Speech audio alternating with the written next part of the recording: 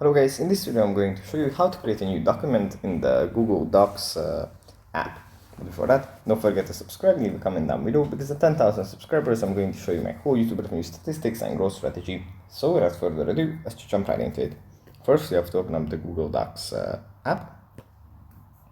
And here it opens up in this space the Drive files, you have device files as well. And here in the bottom right corner, we just tap on the plus icon. And here we have two options. We can either choose a template or create a new document. Now if you tap on new document, it's going to create just like a normal document that we can edit afterwards and add stuff to it.